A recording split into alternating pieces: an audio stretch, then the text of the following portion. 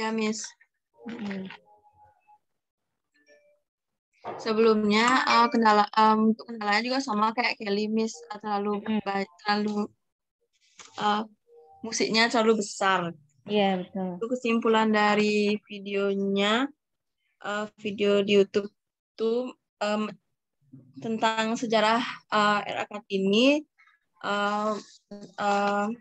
Di situ saya juga lihat di videonya ada beberapa ruangan, kalau nggak salah 4. Betul. Habis itu seperti ruang pengobatan, ruang Darwes Salam. Habis itu ada juga ruangan koleksi kerajinan Jepara. Habis itu saya di videonya juga lihat ada beberapa kerajinan seperti kerangka ikan raksasa, guci tanah liat. Itu aja sih, Miss. Oke, terima kasih Kelly Cok Istri Okta. Jadi memang kami sekali lagi mohon maaf jika videonya memang kurang jelas karena memang kita terkendala oleh alat dan waktu itu karena waktu kita datang ke museum itu memang keadaan museum itu sedang ditutup. Jadi kita memang minta izin ke dinasnya untuk taking di situ dan untuk alat, memang kita menggunakan alat yang kami punya terlebih dahulu karena dari PIC kami belum melengkapi alat untuk pembuatan video yang seharusnya itu kebinekaan itu kita lakukan secara luring gitu ya. Jadi tidak perlu menggunakan video-video seperti ini. Tapi karena kalian belum bisa datang ke Jepara, akhirnya kita berusaha semaksimal mungkin untuk bisa membuat video ya. Paling enggak ada sedikit materi yang bisa kalian serap ya dari video tersebut. Oke, nah dari kunjungan kami kemarin ke Museum Kartini itu memang banyak informasi yang kami terima, salah satunya yaitu tentang sejarah RA Kartini itu sendiri, di mana Museum Kartini ini dibuat atau didirikan pada tanggal 30 Maret 1975 pada masa pemerintahan Bupati Sumarno Joyo Mardowo SH. Nah, sementara peresmiannya itu dilakukan pada tanggal 21 April 1977 oleh Bupati Sudikto SH. Pada saat diresmikan ini, museum ini sebenarnya baru terdiri dari 3 gedung utama ya, belum 4. Jadi masih 3 gedung utama. Jika dilihat dari atas, itu gedung tersebut itu berbentuk huruf K, T, dan N. Nah, itu sebenarnya singkatan dari Kartini. Ini yang bisa saya ambil dari webnya di Museum Kartini. Nah, pada tahun 2018 itu Kartini memperoleh jumlah foto hibah dari kedutaan Belanda karena pada waktu itu memang foto-foto koleksi Kartini itu ada di situ dan meliputi foto koleksi foto Kartini sebagai foto kota Jepara dan Kodulu. Nah, di ruangan pertama yang kami kunjungi itu memang fokus untuk Kartini ya. Jadi barang-barang yang peninggalan RA Kartini, mulai dari yang kalian bisa lihat di video itu ada mesin jahit, ya kan? Ada mesin jahit. Nah, tour guide-nya juga menyampaikan kalau di beberapa pameran itu yang sering dibawa untuk pameran itu memang mesin jahit tersebut karena memang waktu itu Kartini itu menghabiskan waktunya dengan menjahit. Lalu ada juga di sebelah pojok itu yang ada di video juga yang kami shoot itu ada lukisan foto Kartini ya. Nah, itu juga dibuat oleh seniman Jepara. Cuman saya agak lupa sama senimannya. Mungkin nanti bisa kita koreksi kembali ya. Nah, selanjutnya yang ada di ruang 1, di ruang 1 itu ada foto-foto keluarga RA Kartini. Lalu ada foto-foto anak RA Kartini yang dilahirkan waktu itu kan RA Kartini kan punya 1 anak namun belum sempat untuk menimang anaknya, RA Kartini sudah meninggal. Nah, Itu waktu itu di Rembang. Lalu ada foto juga dengan suami RA Kartini. Nah, di salah satu tempat di situ juga ada foto-foto di mana waktu itu RA Kartini membuka bukan sekolah, tempat belajar ya sepertinya ya. Tempat belajar untuk anak-anak di sekitar pendopo. Nah, di situ memang terjadi banyak kurang lebih terjadi banyak sedikit polemik ya, karena memang waktu dulu itu perempuan tidak diperkenankan untuk bersekolah atau punya pendidikan. Nah, itu seperti itu. Lalu ada juga masih di ruang 1 itu ada ukiran di situ itu tentang macan kurung ya, macan kurung. Nah, di situ juga hibah dari seniman di Jepara. Itu kurang lebih yang ada di ruang 1. Nah, yang di ruang 2 yaitu di ruang Darussalam, ruang Darussalam yang disampaikan sama Cokokta ya, itu kan ada ruang meditasi atau ruang pengobatan ya, di mana ruang Darussalam itu sebelumnya kalau di web ini kan dituliskan sebelumnya terlihat angker ya. Saat ini namun ruang ini terlihat sungguh ini ya, pencahayaannya mungkin sudah terang, lalu fasilitasnya juga mungkin tata bentuknya juga sudah diperbarui. Jadi kalau teman-teman lihat di video itu kesannya lebih nyaman ruang Darussalam itu. Nah, di situ di ruang Darussalam itu terdiri ada meja yang digunakan Sosro Kartono, RM Sosro Kartono untuk pengobatan. Jadi diceritakan kalau dulu itu Sosro Kartono itu mempunyai sixth sense atau indera keenam. Ya, Sosro Kartono itu mempunyai sixth sense atau indera keenam, di mana walaupun Sosro Kartono ini Muslim ya, agamanya Muslim dan dia juga kental, cuman beliau juga percaya dengan hal-hal yang berhubungan dengan sixth sense, maksudnya seperti itu. Jadi beliau itu membuka pengobatan di ruangan beliau itu menggunakan media air putih. Nah, ceritakannya seperti itu. Menggunakan media air putih di mana untuk mengobati orang-orang yang memang membutuhkan bantuan beliau. Nah, selain itu di ruangan Sosro Kartono atau ruangan Darussalam itu juga ada ruang meditasi ya yang digunakan oleh Sosro Kartono. Nah, itu dia setiap ada tanda sixth sense-nya itu beliau selalu meminta petunjuk. Nah, meminta petunjuknya itu tidak hanya melalui penglihatan dari sisi mistisnya saja ya, tapi beliau juga percaya dengan Tuhan gitu. Jadi memang meditasi di situ bukan hanya untuk sisi mistisnya saja, tapi juga berhubungan dengan keagamaan yang beliau punya. Jadi beliau itu mengkombinasi istilahnya ya, mengkombinasi antara sixth sense beliau yang beliau punya dengan keagamaan yang beliau percaya.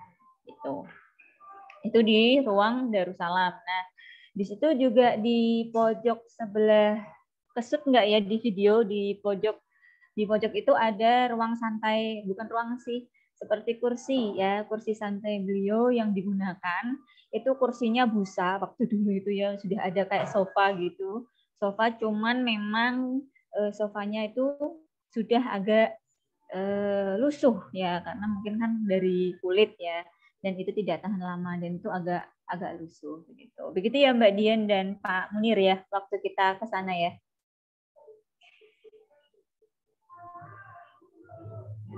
Iya, Bu. Oke. Nah, di situ juga ada delman ya, Mbak Dian ya. Delman di mana digunakan oleh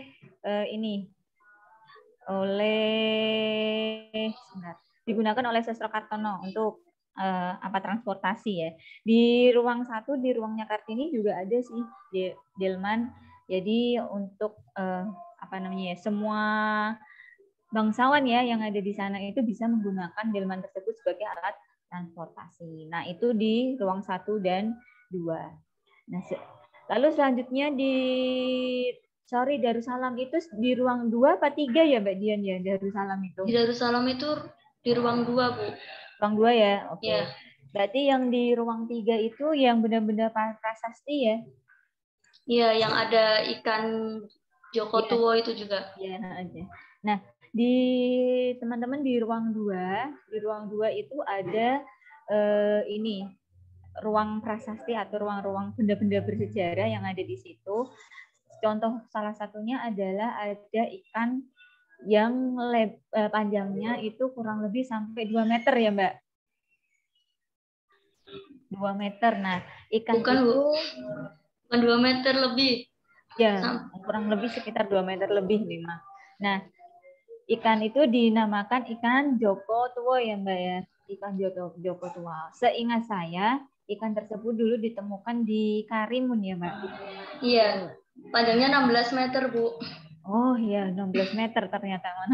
Berarti memang waktu mungkin kalian nanti kalau sudah luring ke Jepara bisa ke museum lagi ya. Jadi bisa lihat sepanjang apa ikan Joko Tuwo tersebut. Memang kerangkanya aja itu hampir satu ruangan. Ruangannya itu seperti ruangan aula ya, Mbak. Itu juga penuh benar-benar dari pintu masuk sampai mentok tembok itu panjangnya itu sudah penuh gitu. Nah, itu apa namanya kerangka yang ikan Joko Tuwo tersebut. Selain itu ada juga prasasti yang ditemukan di Desa Tempur ya, Mbak Dian ya. Iya. Nah, betul. Nah, itu prasasti yang paling terbaru yang baru ditemukan di Desa Tempur. Nah, itu. Lalu sepertinya yang untuk prasasti itu seingat saya targetnya kemarin bilang belum dimasukkan ke web ya, Mbak. Karena itu baru gitu. Masih ditelaah gitu kan? Iya. Belum dimasukkan. Ya, seingat saya memang belum dimasukkan ke webnya Museum Kartini. Nah, itu untuk prasasti. Nah, selain itu juga ada ini mata uang. Mata uang yang dulu digunakan itu kalau di situ tulisannya mata uang gepeng, betul nggak, Mbak? Tulisannya mata uang gepeng. Mata uang jadi, keping, Bu. Keping apa gepeng sih? Keping. Keping ya, oke. Mata uang keping. Nah, mata uang itu tuh modelnya itu malah seperti kancing ya, Mbak ya? Iya. Nah, di tengahnya ada lubangnya. Nah, di tengahnya itu ada lubangnya, teman-teman. Jadi warnanya itu seperti uang 500-an zaman dulu yang agak kuning-kuningan, namun agak lebih pudar ya. Iya benar, kayak uang 500-an ya, Mbak, 100 rupiah pada zaman dulu itu kan uangnya itu kan warnanya agak ke ini kuning-kuning pudar gitu kan, kuning pudar. Nah, itu masih ada kumpulan mata-mata uang yang digunakan waktu dulu. Nah, itu ada di ruang 2. Nah, selain itu juga ada tempat minum juga. Nah, ada tempat minum, ada teko, kendi ya. Kalau zaman dulu itu pakainya kendi ya. Ada kendi-kendi juga yang ada di situ. Nah, itu semuanya kalau barang-barang tersebut ada di ruang 3. Ruang 3 khusus untuk menyimpan barang-barang prasasti tersebut. Oke. Nah, selanjutnya itu kita ke ruang 4. Tadi juga sudah disimpulkan juga sama Cokokta di mana ruang 4 itu berisi ruang kebudayaan. Nah, ruang kebudayaan salah satu yang paling jadi ikon Jepara yaitu ukir. Nah, di situ ada ukiran-ukiran asli Jepara. Nah, ukiran-ukiran itu sebenarnya ada yang memang dari dulu sudah ada yang baru saja dibuat dan disimpan di museum. Jadi motifnya pun itu motif asli Jepara. Nah, itu untuk sejarah ukiran nanti masuk di materi yang desa wisata ukir ya, Mbak Dian ya? Iya, Bu. Nanti bagian kebinekaan. Iya, betul. Nanti ada masuk di desa wisata ukir. Nah, itu ada di situ. Lalu di situ juga ada apa ya, replika karamba. Karamba untuk nelayan mencari ikan, betul kan? Betul ya Mbak Dian ya? Iya. Replika karamba. Kenapa? Jaring-jaring itu kenapa di situ dibuatkan replika karamba? Karena mayoritas penduduk Jepara itu selain sebagai seorang seniman ukir ya, pengukir, mereka juga karena kita tinggalnya di pesisir pantai, mereka juga berprofesi sebagai nelayan. Nah, karena itu dibuatkan ini replika karamba. Jadi mata pencaharian orang Jepara itu selain ya, jadi kalau selain memang pegawai atau orang kantoran itu 50, jadi 30%-nya itu pengukir dan 35%-nya itu nelayan gitu. Jadi kalau nanti kalian ke pantai-pantai di Jepara itu kan pantainya banyak banget ya, kayak di Bali ya, Jakarta ya. Kayak di Bali itu pantainya banyak banget, sama juga di Jepara pantainya juga banyak sekali. Nah, kalian nanti bisa lihat di tengah-tengah laut itu ada karamba-karamba. Itu paling jelas kalau salah satu pantai yang bisa lihat karamba paling jelas itu Pantai Bandengan namanya. Nah, yang agak populer, yang populer di Jepara itu dan di daerah Jepara Kota, pantai yang populer itu Pantai Bandengan dan Pantai Kartini. Kalau ada yang kura-kuranya itu Pantai Kartini, teman-teman.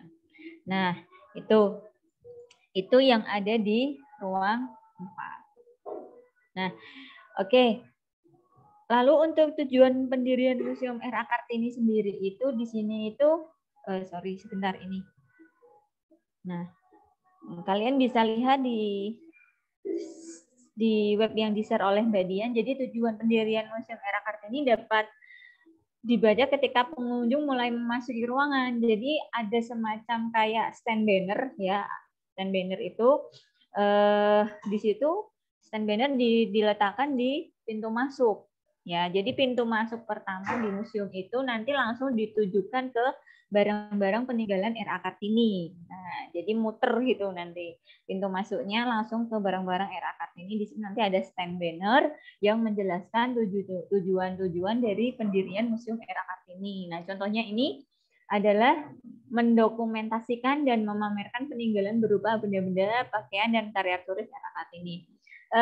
Teman-teman pernah dengar nggak karya tulis fenomenal dari R.A. Kartini? Yang paling fenomenal? Yang habis terang terbitlah, habis gelap terbitlah terang. Iya, betul. Iya, betul Faradifa. Jadi karya tulis yang paling fenomenal dari R.A. Kartini itu bukunya ya, yang judulnya Habis Gelap Terbitlah Terang. Nah, itu bukunya sangat fenomenal sekali, di mana buku itu menceritakan emansipasi wanita. Jadi beliau memang memperjuangkan emansipasi wanita, bahwa kedudukan wanita itu untuk keilmuan ya, keilmuan, berkarir dan lain-lain itu harus sama dengan laki-laki. Nah, walaupun memang kodratnya perempuan itu memang harus melayani suami, lalu mengurus anak di rumah. Nah, selain itu juga boleh berkarir di luar rumah ya, berkarya lah istilahnya, harus bisa berkarya di luar rumah, menghasilkan karya juga. Nah, itu. Lalu tujuan selanjutnya yaitu memvisualkan kehidupan biografi R.A. Kartini. Nah, ini ada di ruang 1 tadi, mulai dari R.A. Kartini kecil dengan kakak-kakaknya, lalu dengan suaminya. Suami R.A. Kartini itu Bupati Rembang ya. Namanya siapa Mbak Dian? Suami R.A. Kartini. Bentar Bu, saya lupa namanya. Nah, nanti kalian bisa ini ya baca ya di webnya. Jadi suami R.A. Kartini itu Bupati Rembang, di mana R.A. Kartini itu sebenarnya memang istri sah beliau. Namun ada satu quote ya yang saya petik di museum itu, beliau itu R.A. Kartini itu merasakan sakit batin semasa hidupnya gitu saat menjadi istri Bupati Rembang tersebut. Karena apa? Bupati tersebut istrinya tidak hanya satu R.A. Kartini saja, tapi banyak selirnya gitu, istri kedua, ketiga. Nah, itu. Jadi tidak hanya R.A. Kartini saja. Jadi istrinya lebih dari satu. Nah, jadi ada satu quote yang ada di museum itu, beliau itu semasa hidupnya itu R.A. Kartini itu mengalami sakit batin, sakit hati lah istilahnya seperti itu ya kalau anak zaman sekarang ya, sakit hati karena bukan menjadi istri satu-satunya oleh suaminya. Nah, ketika R.A. Kartini melahirkan anak pertama, belum sempat untuk menimang anaknya, R.A. Kartini akhirnya meninggal dunia. Nah, jadi anaknya itu belum pernah ketemu dengan R.A. Kartini. Gitu. Namun beliau semasa hidupnya itu sudah sangat berjasa untuk wanita-wanita di Indonesia ya, termasuk kita ini ya, yang cewek-cewek, yang cowok-cowok ya nggak apa-apa ya.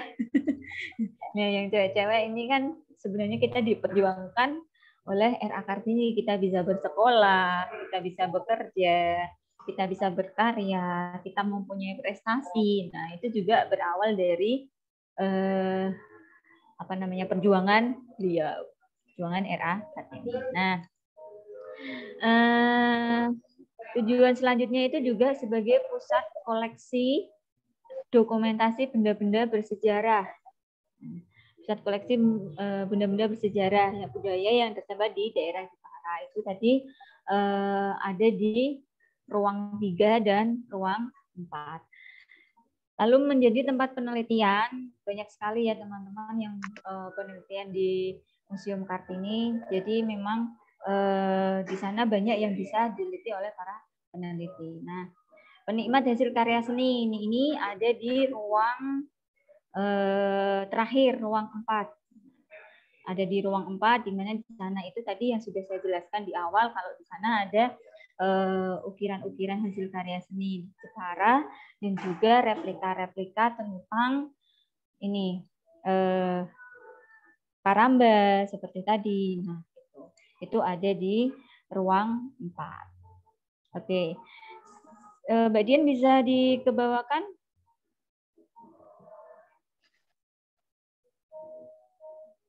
Sudah, Bu. Sudah ya. Nah, kalau untuk Museum Kartini sendiri itu kalau di weekday ya, kalau kalian berkunjung di weekday itu free, jadi tidak berbayar. Tapi kalau kunjungannya di weekend itu berbayar, tapi nggak mahal kok, mungkin sekitar Rp5.000. Seingat saya seperti itu ya Mbak Dian ya. Ya, kisaran 7.000 sampai 10.000 per orang. Ya, 7.000 sampai 10.000 itu kalau weekend. Tapi kan apa yang kita dapat di dalam kan luar biasa ya teman-teman ya. Nanti bisa ada dapat di sana juga ada aksesoris seperti pin, mug, lalu ada buku panduan. Kalau misalnya buku yang lebih gelap terbilang terang itu sepertinya harus pre-order sepertinya. Jadi tidak, mungkin di sana ada, cuman tidak ini 3D ya. Sepertinya saya kemarin tanya sama tour guide-nya, jawabnya seperti itu. Oke. Nah, kalau yang di sini ini sudah membahas R.A. Kartini sendiri sih. Kalau di sini sudah membahas R.A. Kartini sendiri, jadi nanti teman-teman bisa memahami sendiri, dibaca sendiri.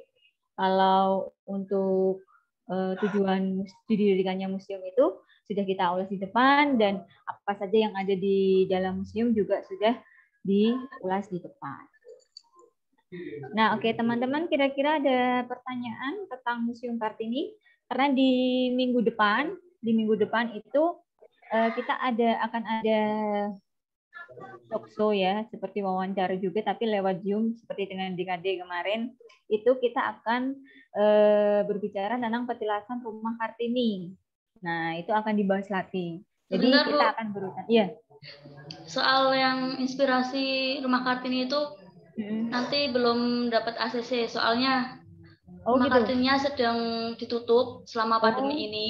Jadi nanti menunggu dari ketuanya untuk meng-ACC nanti akan jadi wawancara atau tidaknya. Oh gitu, berarti dari narasumber belum memberikan konfirmasi kembali ke kami. tentang Rumah Kartini bisa kita shoot videonya atau tidak, atau mungkin pendirinya juga bisa kita wawancarai atau tidak. Jadi nanti kalau memang Rumah Kartini tidak bisa kita bahas di sini, nanti kita ganti ya materinya ya. Kita ganti, nanti akan diinformasikan bagian terlebih dahulu materinya apa. Dan mungkin yang ada di Sepada itu kan sudah terlanjur Rumah Kartini.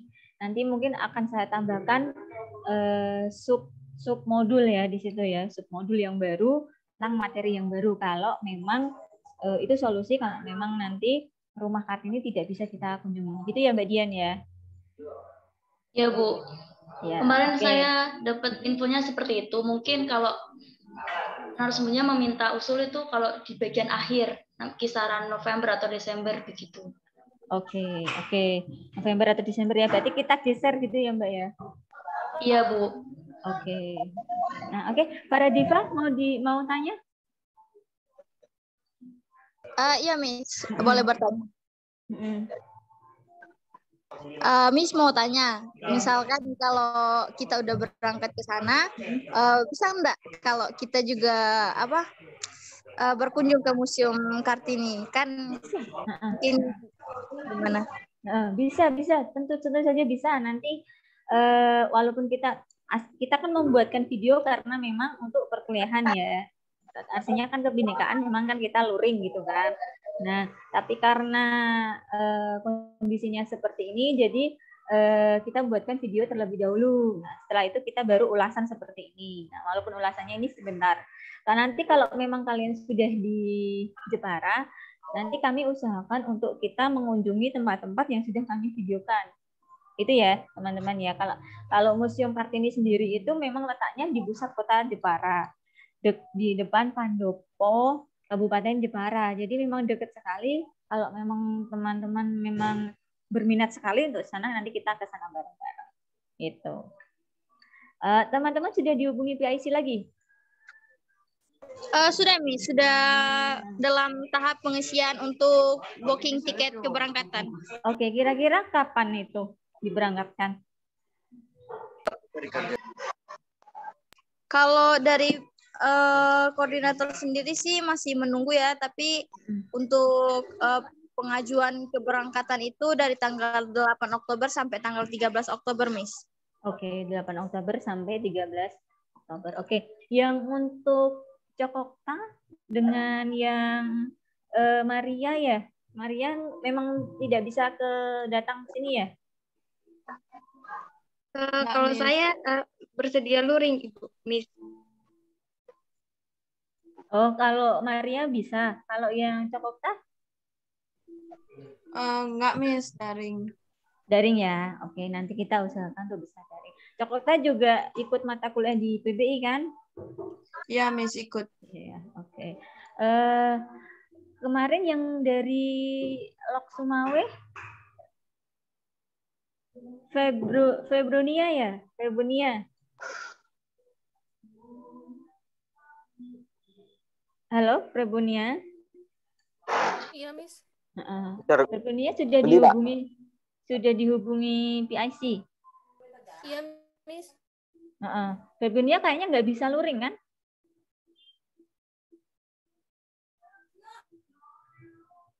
Iya, Miss, saya daring.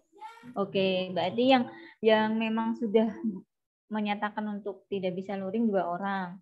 Cokota saya juga, Miss. Oh, Kelly ya. Oh iya. Ya, Kelly 3 orang ya.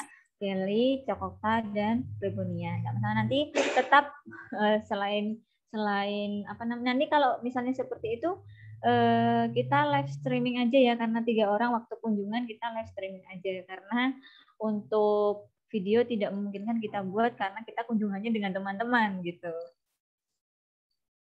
Gitu ya. Oke. Nah, kira-kira ada yang ditanyakan untuk kebinekaan hari ini, teman-teman? Tidak ada? Tidak ada semuanya? Nah, ini mau tanya. Ya, silakan Sita. Di perpustakaan, di museum itu ada perpustakaannya, Kak, Miss? Di Museum Kartini Kalau perpustakaan daerah ada sendiri.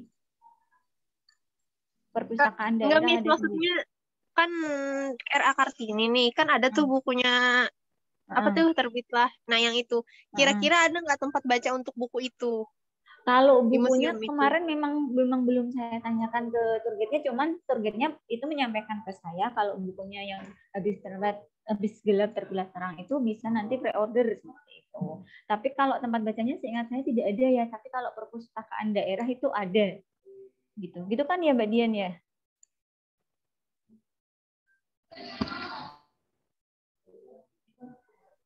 Ya, ada di Perpusda ada. Nah, di Perpusda, setahu saya memang di perpustakaan daerah, Mbak Sita. Jadi kalau di museumnya itu tidak ada. Begitu. Oh iya, Miss. Makasih banyak, Miss. Oke, nah. Oke, ini yang belum gabung Karyadi ya. Sudah dikonfirmasi Karyadi kemana, Mbak Dian? Karyadi belum bisa join, Bu. Mungkin terkendala signal. Saya sudah WhatsApp dia, belum bisa masuk. Oke, nah, untuk kebinakaan ini tentang Museum Kartini masih ada yang tanyakan tidak? Farhan, Koster? Iya hadir Bu, udah nggak ada Bu, udah jelas. Nggak ada ya, oke. Iya. Rizky, Raihani, yang belum sehe tadi kan, yang diam-diam ini tak sebut semua. Yang lainnya sudah sehe semua. Sudah clear ya? Sudah jelas Miss, mau ya? tanya, Miss. Oke, ya, silakan. Untuk ini apakah ada form evaluasi lagi seperti kebinekaan 1? Ada. Tapi sepadanya masih dalam server terus dari tadi, Miss. Jadi nggak bisa absen juga. Iya, nggak apa-apa. Presensi seperti biasa itu saya setting sampai jam 11 malam. Ya, untuk ini kan kalau hari ini kan ada 2 kali pertemuan nih, yang satu kebinekaan, yang satu kan refleksi nanti jam 1. Nah, yang di kebinekaan itu saya buka jam 10 sampai jam 11 malam. Dan untuk refleksi itu saya buka jam 1 siang sampai jam 11 malam juga. Nah, nanti kalau sampai jam 11 malam pada masih error, nanti settingannya akan saya ubah kembali. Mungkin bisa tak setting sampai 2 hari ya. 2 hari. Nah, untuk form evaluasi juga nanti akan masing-masing ada sendiri. Yang kebinekaan ini form evaluasi ada sendiri, dan yang untuk refleksi nanti form evaluasi ada sendiri. Semuanya sudah saya upload di Sepada. Nah, kalau sampai nanti malam memang Sepada tidak bisa dibuka, nanti form evaluasi akan dikirimkan Mbak Dian via grup WA. Itu aja lebih mudah, gitu kan? Jadi kalian bisa mengerjakan terlebih dahulu. Jika nanti Sepadanya udah bisa dibuka, kalian tinggal submit, gitu. Gitu teman-teman. Oke, jadi untuk kebinakaan 2 tentang Museum Kartini clear ya? Iya, Miss. Clear, Miss. Oke, clear. Nah, untuk kebinekaan 2 saya kira cukup sekian. Nanti kita gabung lagi di jam 1 di refleksi dengan narasumber Bapak Misbahul Munir. Ya, di refleksi itu nanti akan mengulas kembali tentang materi di kebinekaan 1 dan di kebinekaan 2. Itu ya teman-teman.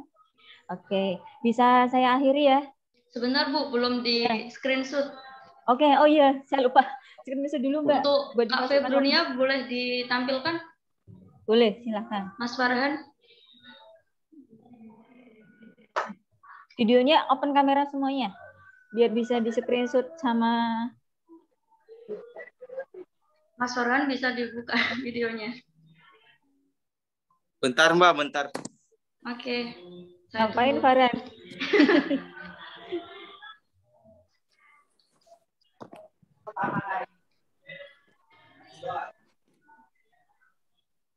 Oke.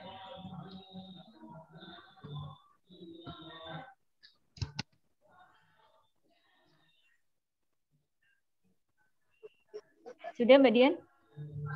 Sebentar.